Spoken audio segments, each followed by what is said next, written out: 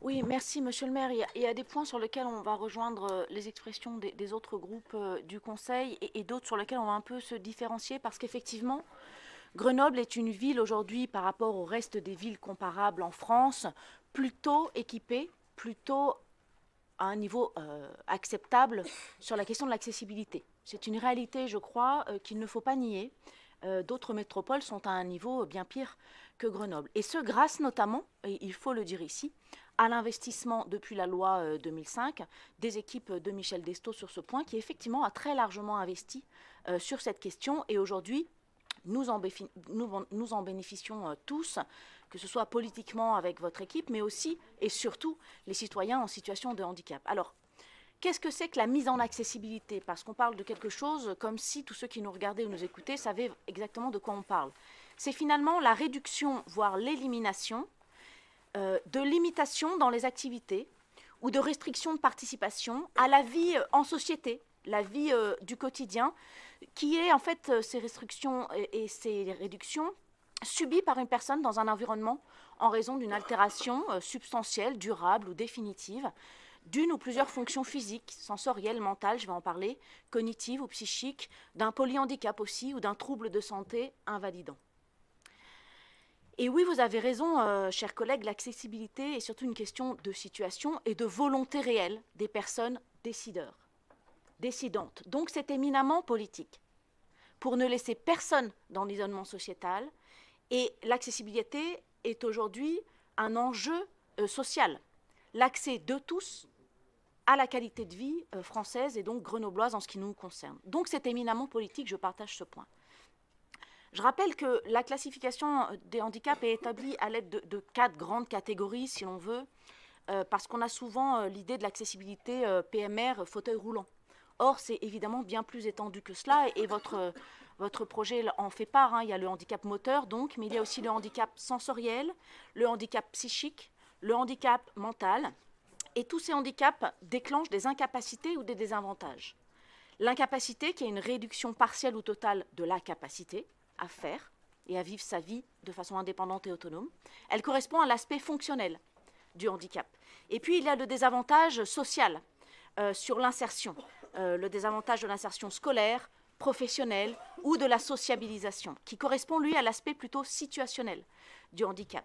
Alors bien sûr, la ville de Grenoble, comme n'importe quelle ville, ne peut pas résoudre toutes ces questions-là, mais elle y participe très largement. Et puis, il y a un point sur lequel je voulais insister, mais mon collègue l'a fait avant moi, donc je vais passer cela, la notion de handicap numérique qui émerge de plus en plus ces dernières années et qui est très absente de votre travail. Donc, mon collègue l'a bien développé, je ne vais pas m'étendre sur ce point.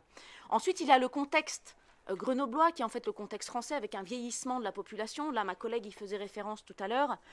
Être une personne âgée, c'est voir sa mobilité réduite, c'est moins entendre, moins voir, avoir un réflexe moins rapide. Donc, ce sont des situations qui peuvent potentiellement être compliquées à adapter dans la vie courante, y compris à Grenoble. Donc, le vieillissement est aussi un sujet pour l'accessibilité. Et à partir de là, il y a 3 enjeux qui se dessinent, nous semble-t-il. Le premier, qui est le plus essentiel, et c'est cela que ma collègue a voulu dépeindre avec, à sa façon, avec la forme, c'est finalement comment on répond à la réalité des usages. Parce qu'avoir un plan, avoir de grandes phrases, c'est une chose, et un document de communication, mais répondre au quotidien et aux usages en est un autre. Je pense évidemment aux voitures mal garées, qui empêchent l'itinéraire. Je pense aux motos, aux scooters, aux poubelles, qui empêchent l'itinéraire aussi, aux trottinettes, aux poteaux, qui ne sont pas à leur bonne place et qui ne laissent pas la largeur pour passer. Je pense aussi aux dalles, qui empêchent un fauteuil de rouler correctement, aux trous, aux ascenseurs en panne, ça a été évoqué, aux travaux aussi, qui poussent à des cheminements piétons rocambolesques, ou alors un trottoir accessible qui donne sur un équipement qui ne l'est pas. Donc il y a là des incohérences qu'il faut améliorer, de la même façon que les toilettes publiques. C'est évidemment un drame pour les personnes en situation de handicap. Les commerces, qui sont un autre sujet parallèle à ce que nous observons à l'instant, mais qui sont un vrai sujet aussi, l'accessibilité des commerces. Et puis, on parlait du tram, chacun voulant en tirer la couverture à soi, mais je rappelle que dans les heures de pointe, il est très compliqué pour une personne en mobilité réduite d'y entrer et de pouvoir le prendre, puisque les trams sont bondés. Alors, l'enjeu, c'est comment envisager, concevoir un cadre accessible à tous. Et finalement, s'il y a un second enjeu au-delà du réel et de l'usage, c'est celui du réseau.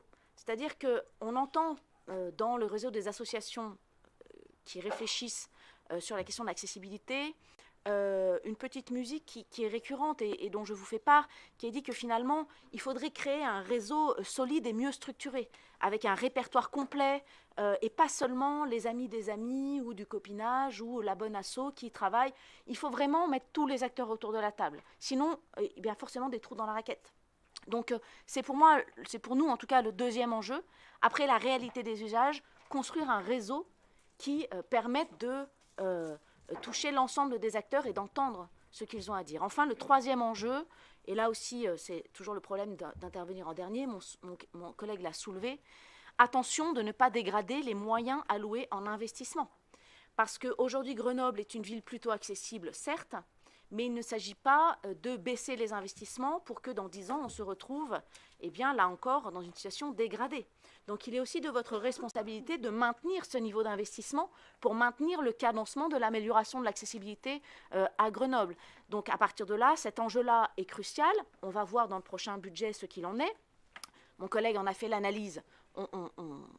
Je comprends qu'il soit vigilant au vu des chiffres qu'il a donnés, vous nous répondrez. Et puis, évidemment, mettre en cohérence effectivement les moyens alloués, les résultats et la communication.